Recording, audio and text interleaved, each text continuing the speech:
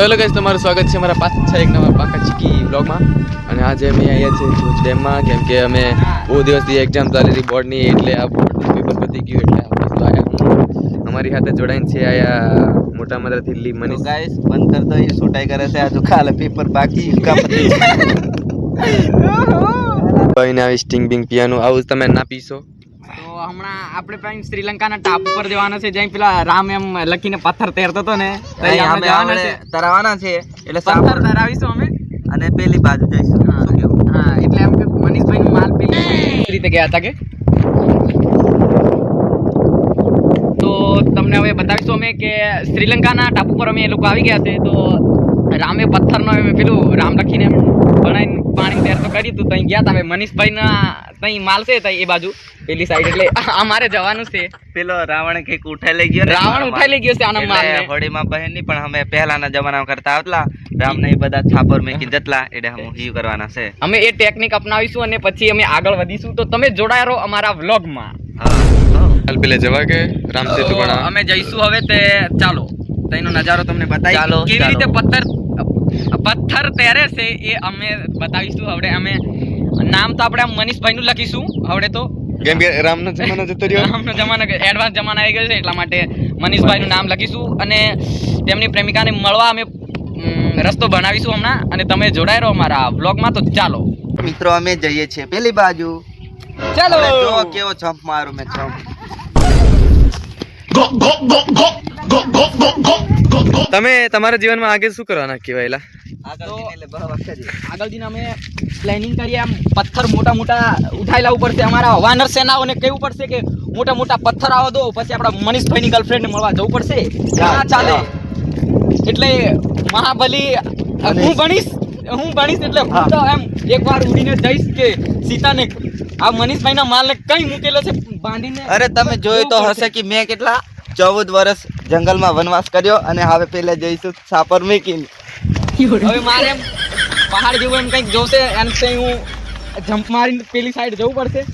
તો પેલી રાવણની લંકા જોઈ શકો તમે, એમ બળીને ખાક થઈ ગઈ છે.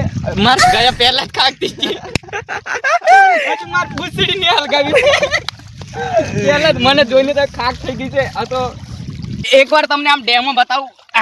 આ પથ્થર એમ ડૂબે ના કે ડૂબી જશે, તમે લોકો બીજા લખ્યા વગર છે એટલે ડૂબી જ જવું પડે આને. આ ગયા ને, હવે આપણે લખીને ટ્રાય મારીશું કે એક પથ્થર લાવીશું મોટો, મનીષભાઈ લખીશું. પછી આ પથ્થર છે ને આ તેર છે, આમ મનીષભાઈ લખવું પડશે, મારે ના ચાલે.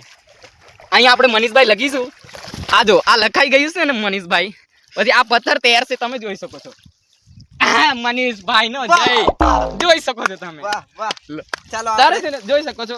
તો આવી રીતે અમે પુલ બનાવવાની તૈયારી કરી નાખી છે. એક પથ્થર તૈરતો પણ થઈ ગયો છે. તો હવે આપણે આવા પથ્થર પર મનીષભાઈનું નામ લખીશું અને ત્યાં સુધી આમ બનાવીશું. જોડાઈ રહો મારા વ્લોગમાં. ચાલો વાનર સેના કહી ગઈ પથ્થર લાવો. હવે આવા પથ્થર લાવો. પણ મને સારું સમજ નહીં પડતી, આ હનુમાન વ્લોગ બનાવવાનું ચાલુ ક્યારથી કરી નાખી કહેવાય? આ આજની જનરેશનનો નવો હનુમાન છે, એટલે કેવી રીતે ગયા આજની જનરેશનને ખબર પડવા જોઈએ.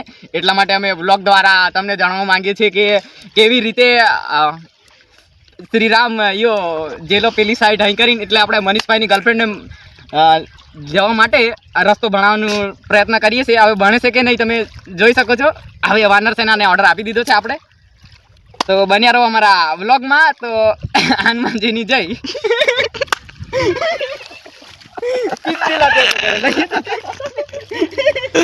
હું રાવણને લંકા છોડીને ભાગવા મજબૂર કરી દઈશ, કારણ કે આપણે હવે તૈયારી થઈ ગઈ છે ફૂલ. હાથમાં ગદ્દો પણ પકડી લીધો છે, તો હવે તદ્દન ઉડવાની તૈયારી છે. મિસ્ટેક હોય છે. શક્તિનો ઉપયોગ નહીં થયો સારી રીતે, એમ મિસ્ટેક હોય છે. तुषार हनुमान की जय.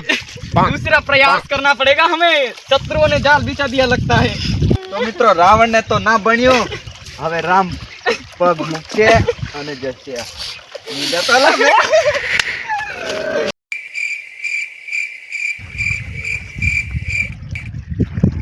तो मनीष भाई के माल अभी यहाँ पे दिख नहीं रहा है, लगता है राम से कहीं उठा के ले गया है.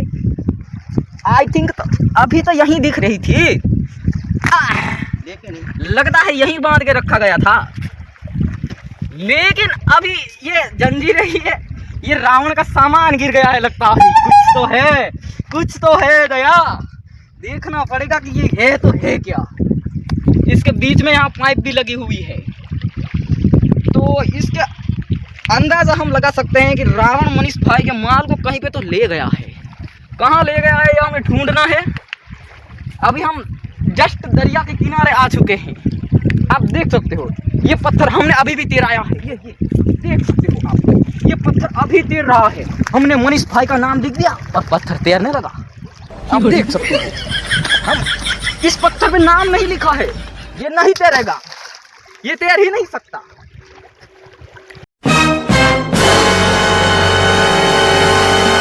આપણે મનીષભાઈની ગર્લફ્રેન્ડ આપણને મળી નથી, તો આપણા ઘણા જ પ્રયાસો પછી પણ આપણા મનીષભાઈની ગર્લફ્રેન્ડ મળી નથી અને તેને લઈને રાવણ ક્યાં ભાગી ગયો છે, હવે એને ક્યાં શોધવું એમ અમે કન્ફ્યુઝ થઈ ગયા છે। અને આવા તાપમાં પણ એ એટલી કાળી છે ને, એટલી કાળી કે આવા તાપમાં પણ એનો ચહેરો દેખાતો નથી, એટલે એને હવે આપણે હવે વિરામ આપવો પડશે અને ફરી પ્રયાસ કરીશું। એટલે મનીષભાઈ હમણાં મૂંઝાતા નહીં તમે, આપણે ફરી પ્રયાસ કરીશું અને આ વખતે તો અમે વિમાન અથવા પેલી શિફ્ટ પેલી શું કહેવાય હોડી આવે ને મોટી એ લઈને જઈશું, એટલે બચવાનો એને કોઈ મોકો ના મળે એ રીતે। હવે આપણે ઘરે જઈશું કારણ કે થાકી ગયા છે।